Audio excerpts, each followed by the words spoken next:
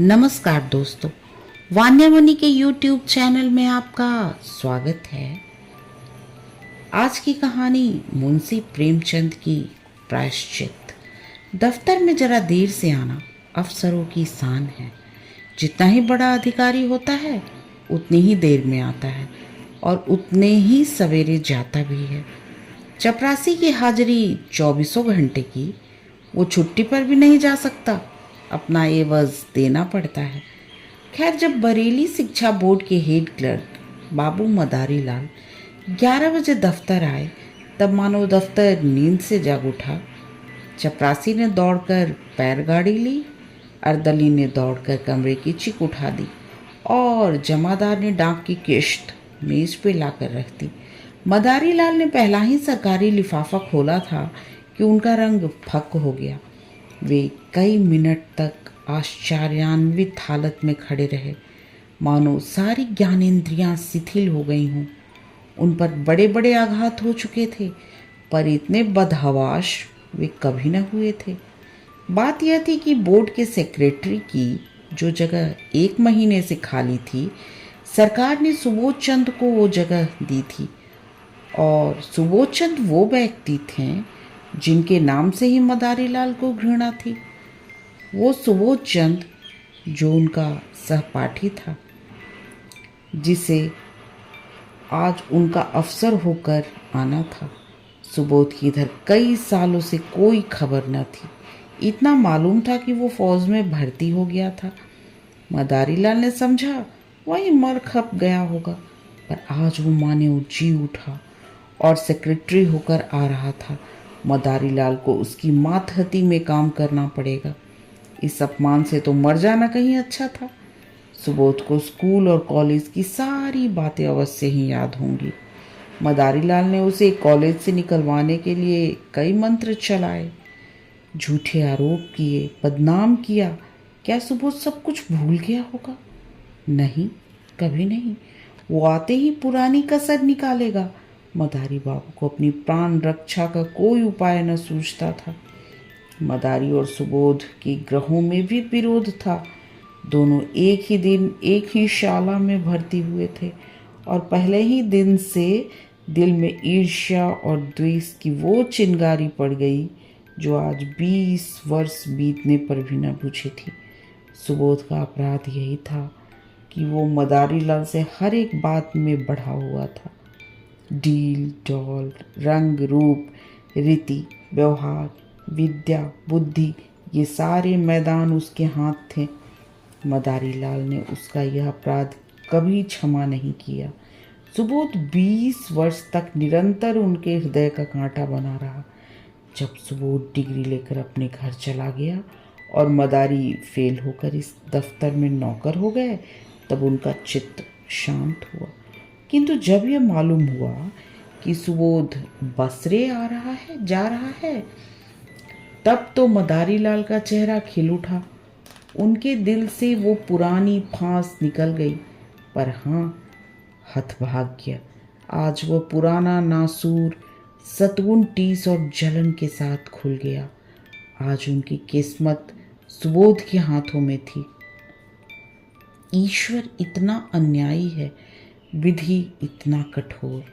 जब जरा चित्त शांत हुआ, तब मदारी ने दफ्तर के क्लर्कों को सरकारी हुक्म सुनाते हुए कहा, अब आप लोग जरा हाथ पांव संभाल कर रहिएगा। सुबोध चंद वे आदमी नहीं है जो भूलों को क्षमा कर दें। एक क्लर्क ने पूछा, क्या बहुत सख्त हैं? मदारी लाल ने मुस्कुराकर कहा, वो तो आप लोगों को 2-4 दिन ही में मालूम हो जाएगा। मैं अपने मुंह से किसी की क्यों शिकायत करूं? बस चेतावनी दे दी कि जरा हाथ पांव संभाल कर रहिएगा। योग्य आदमी है, पर बड़ा ही क्रोधी, बड़ा दम्भी। गुस्सा तो उसकी नाक पे रहता है। खुद हजारों हजम कर जाए और डकार तक न ले, पर क्या मजाल है कि कोई मातहत एक कौड़ी भी हजम करने की सोचे। ऐसे आदमी से ईश्वर ही बचाए। मैं तो सोच रहा हूँ कि छुट्टी लेकर घर चला जाऊँ। दोनों वक्त घर पर हाजिरी बजानी होगी। आप लोग आज से सरकार के नौकर नहीं, सेक्रेटरी साहब के नौकर हैं। कोई उनके लड़के को पढ़ाएगा, कोई बाजार से सौदा सुलुफ लाएगा और कोई उन्हें अखबार सुनाएगा, और चपरासियों के तो शायद दफ्तर में दर्शन ही न हो।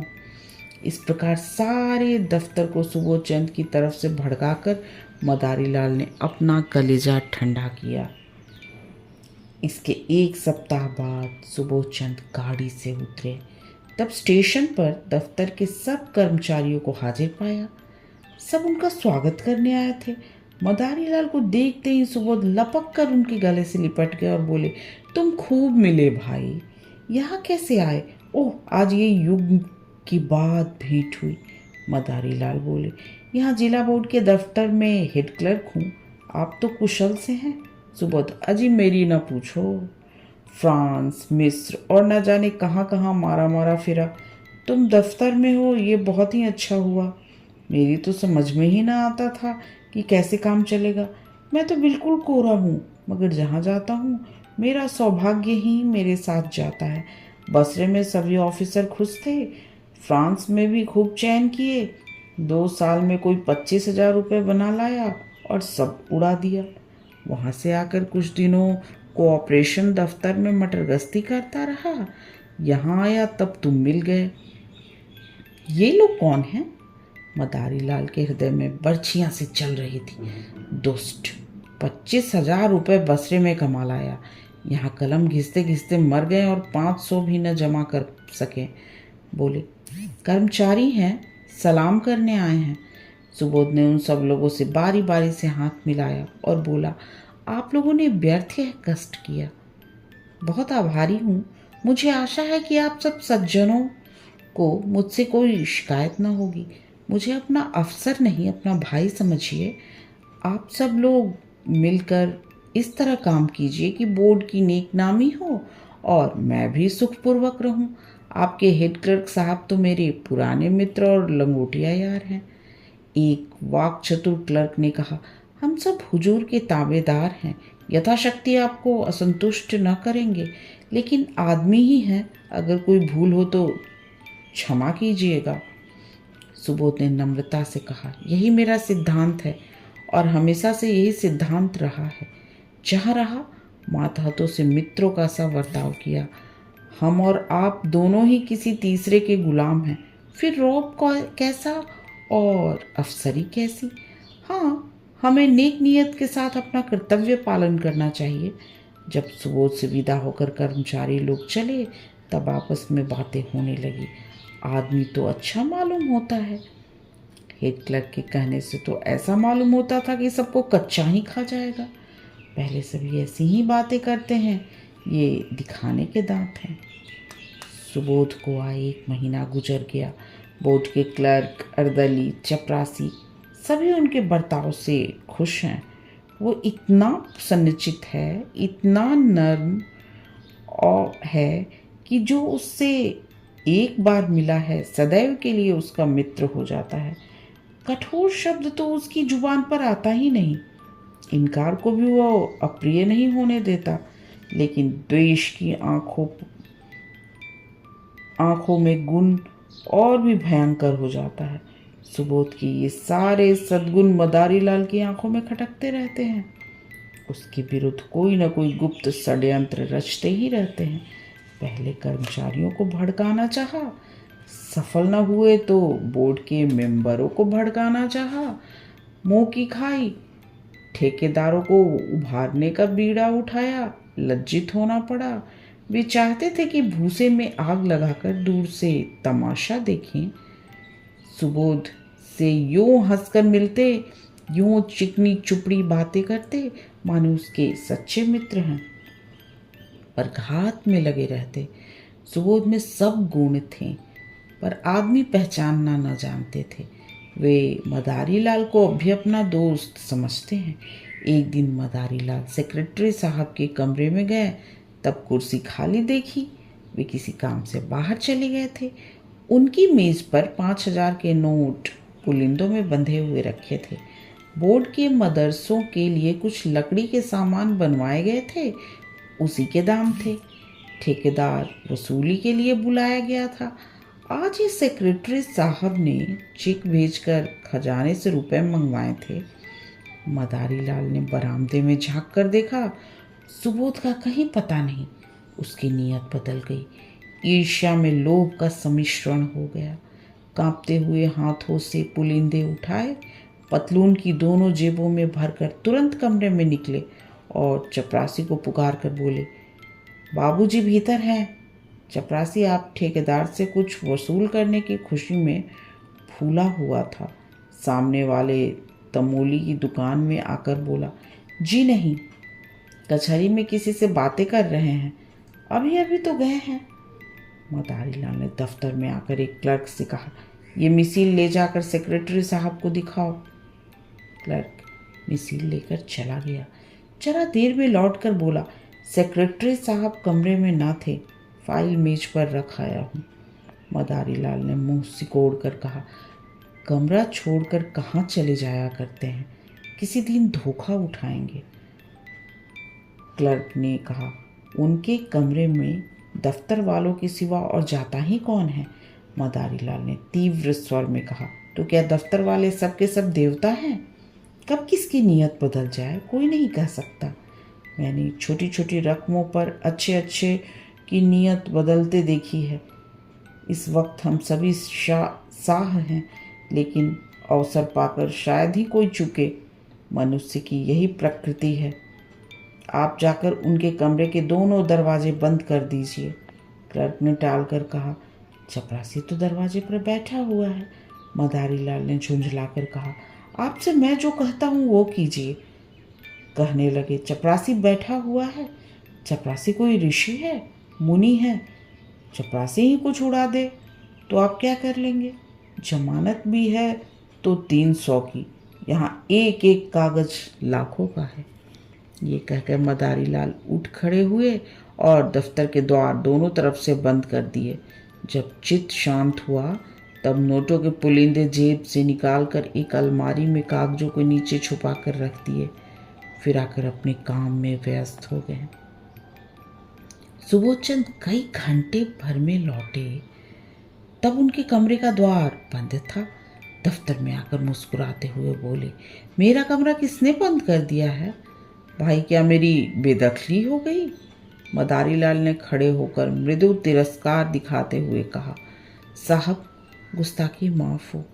आप जब कभी बाहर जाएं, चाहे एक ही मिनट के लिए क्यों ना हो, तब दरवाज़ा बंद कर दिया करें। आपकी मेज़ पर रुपए, पैसे और सरकारी कागज़ पत्र बिखरे रहते हैं। न जाने किस वक्त किसकी नीयत बदल जाए। मैंने अभी सुना कि आप कहीं गए हैं, तब दरवाजे बंद कर दिए। सुबोधचंद द्वार खोलकर कमरे में गए और सिगार पीने लगे। मेज़ पर नोट रखे हुए हैं, इसकी खबर ही न थी। सहसा ठेकेदार ने आकर सलाम किया। सुबोध कुर्सी से उठ बैठे और बोले, तुमने बहुत देर कर दी, तुम्हारा ही इंतजार कर रहा था। 10 ही बजे रुपए मंगवा लिए थे, रसीद लिखवा लाए हो ना? ठेकेदार, हुजूर रसीद लिखवा लाया हूँ। सुबोध, तो अपने रुपए ले जाओ, तुम्हारे काम से मैं बहुत खुश नहीं हूँ। लकड़ी तुमने अच्छी नहीं लगाई और काम में सफाई भी नहीं है।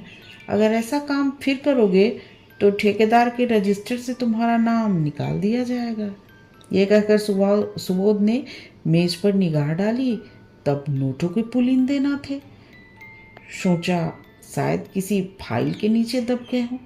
कुर्सी के समीप के सब कागज उलट पुलट डाले, पर नोटों का कहीं पता नहीं। ये नोट कहाँ गए? अभी तो यहीं रखे थे मैंने, कहाँ जा सकते हैं? फिर फाइलों को उलटने पुलटने लगे। दिल में जरा जरा धड़कन होने लगी।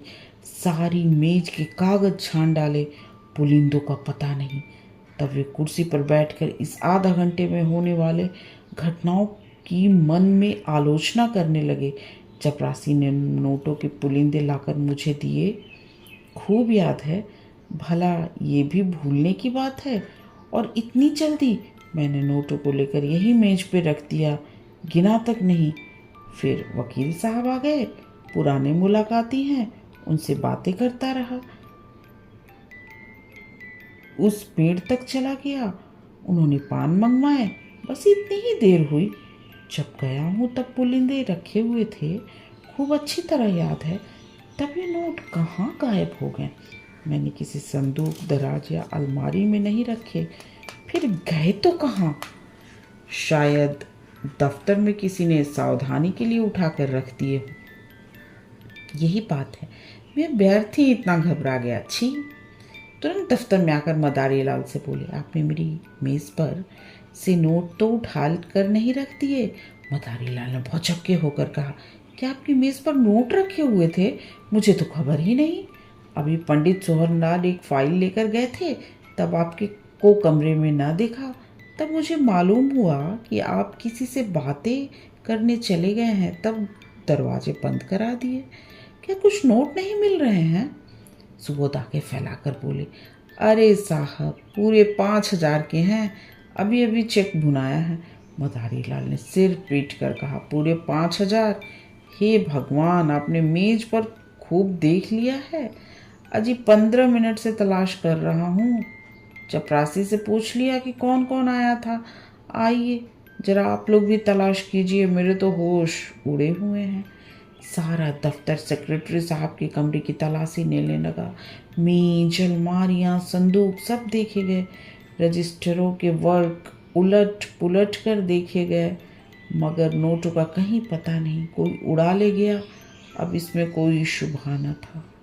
सुबोध ने जरा लंबी सांस ली और कुर्सी पर बैठ गए। चेहरे का रंग फक हो गया, जरा सा मुंह निकल आया। इस समय कोई उन्हें देखता तो समझता कि महीनों से बीमार हैं। मदारी लाल ने सहानुभूति दिखाते हुए कहा, गजब हो गया और क्या, आज तक कभी ऐसा अंधेर न हुआ था। मुझे यहाँ काम करते 10 साल हो गए, कभी धेले की चीज़ भी गायब नहीं हुई।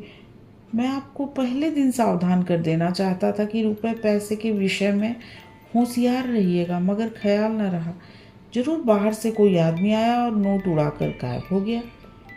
चपरासी का यही अपराध है कि उसने किसी को कमरे में जाने ही क्यों दिया।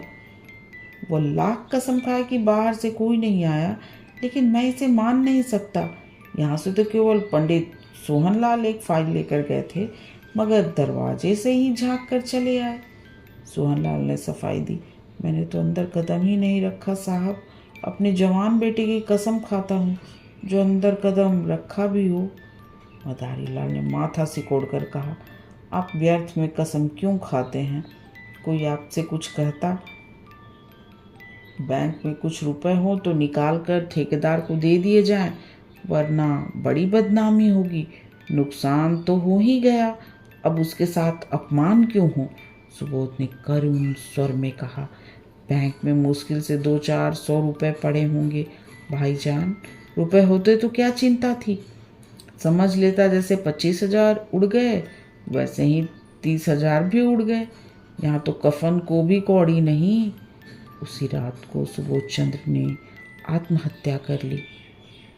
इतने रुपए का प्रबंध करना उनके लिए कठिन था। मृत्यु के पर्दे के सिवा उन्हें अपनी वेदना, अपनी विवशता को छिपाने की कोई आड़ न मिली।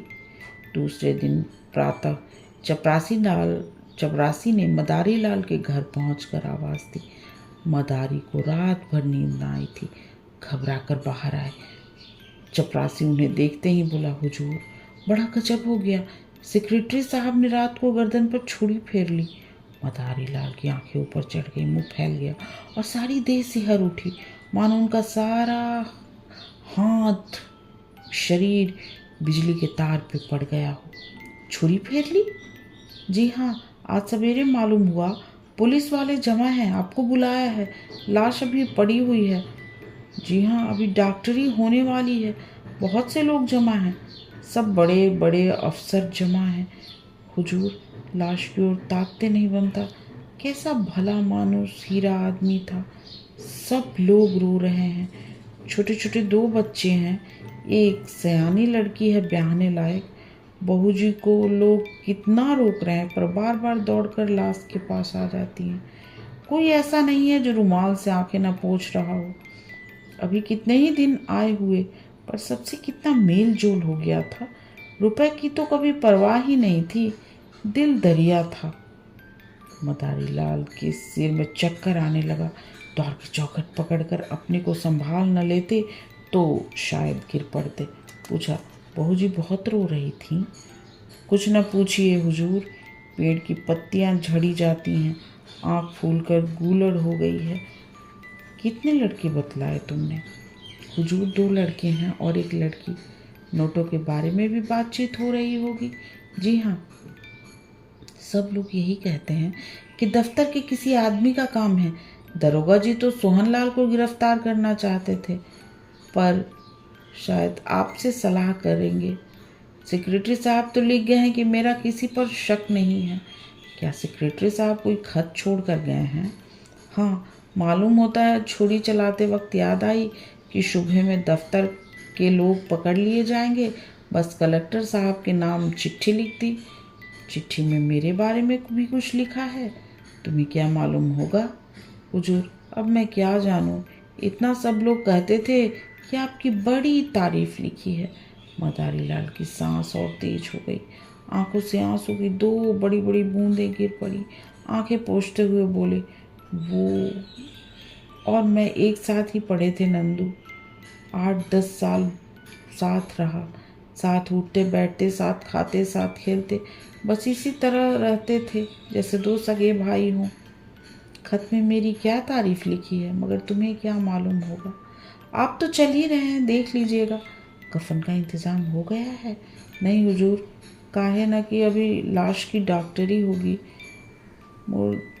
मुद्दा आप जल्दी चलिए, ऐसा ना हो कोई दूसरा आदमी बुलाने आता हो। हमारे दफ्तर के सब लोग आ गए होंगे। जी हाँ, इस मोहल्ले वाले तो सभी थे।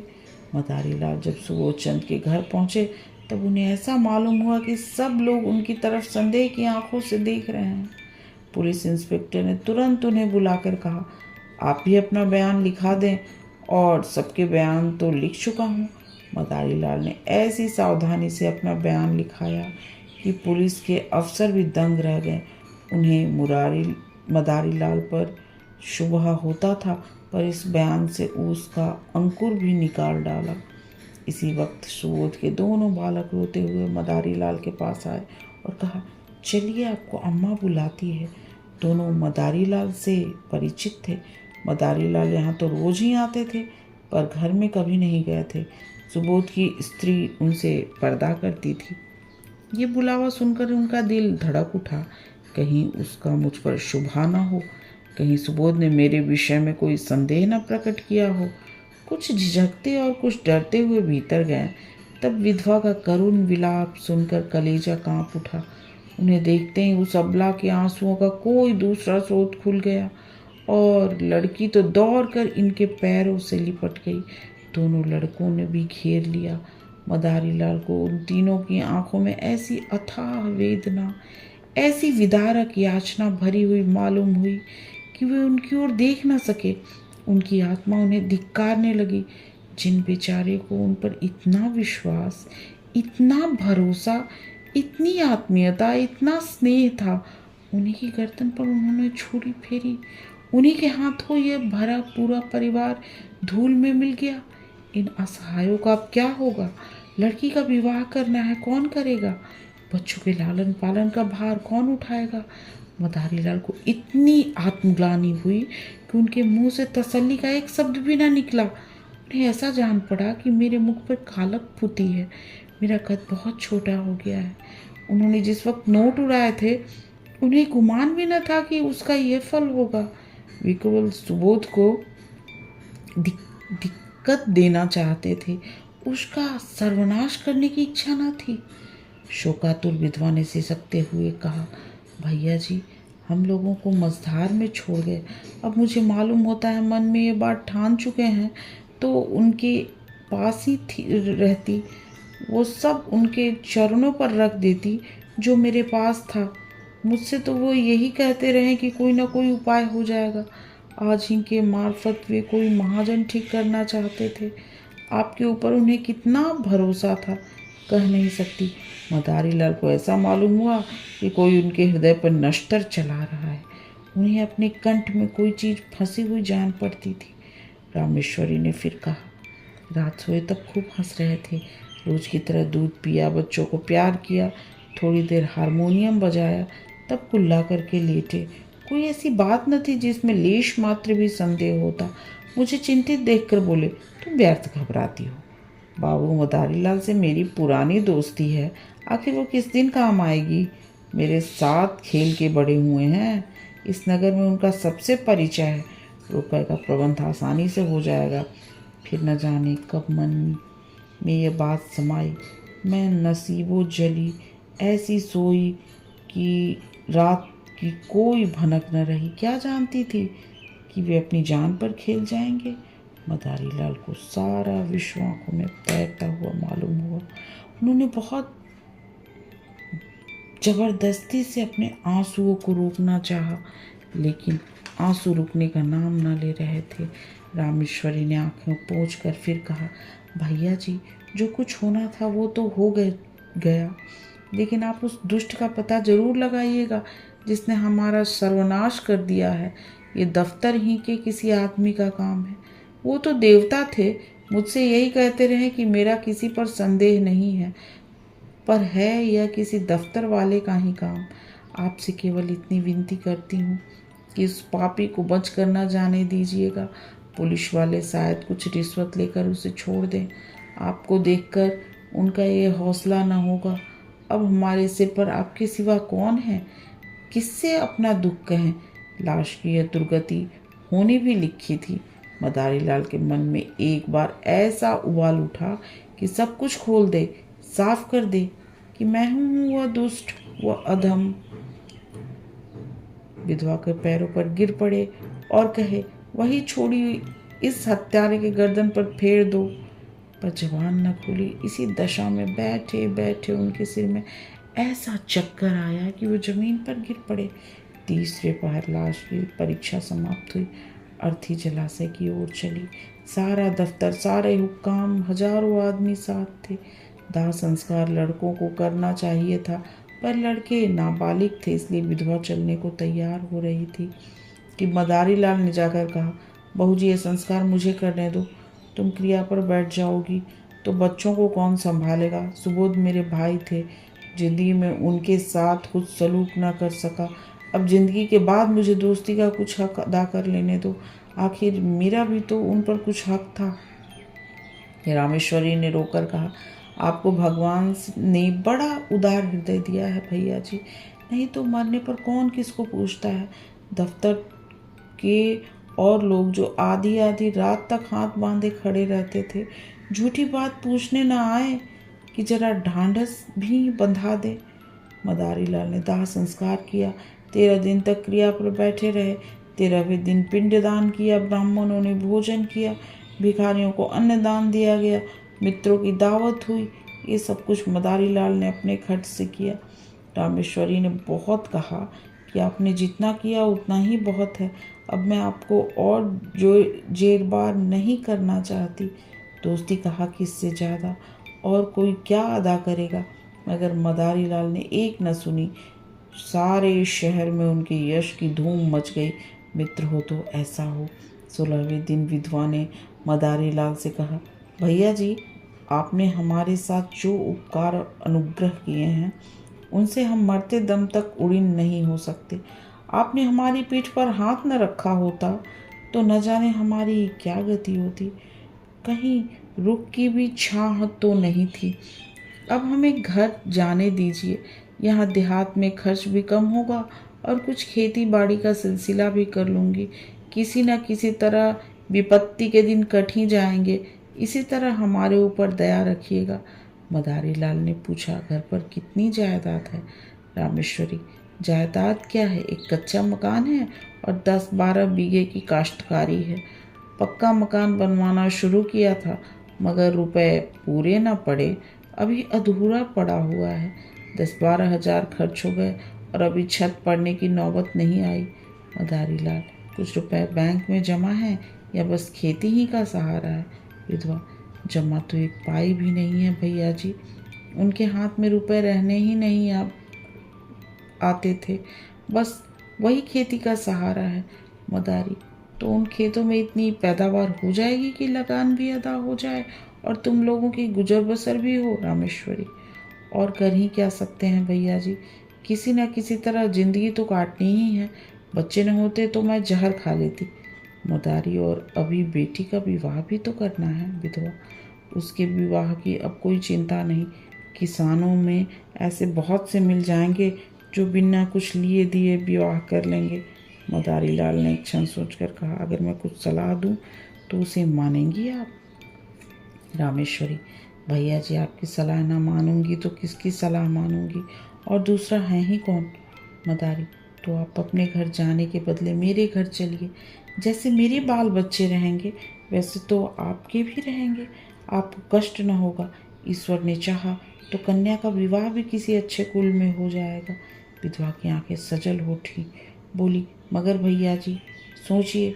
मदारी लाल ने बात काट कर कहा, मैं कुछ न सोचूंगा और न कोई उज्र सुनूंगा। क्या दो भाइयों के परिवार एक साथ नहीं रहते? सुबोध को मैं अपना भाई समझता था और हमेशा समझूंगा। विधवा का कोई उज्र न सुना गया। मदारी लाल सबको अपने साथ ले गए और 8-10 साल से उनका लालन पालन कर रहे हैं। दोनों बच्चे कॉलेज में पढ़ते हैं और कन्या का एक प्रतिष्ठित कुल में विवाह हो गया है। मदारी लाल और उनकी स्त्री तन मन से रामेश्वरी की सेवा करते हैं और इनके इशारे पर चलते हैं। मदारी लाल सेवा से अपने पाप का प्रायश्चित कर रहे हैं।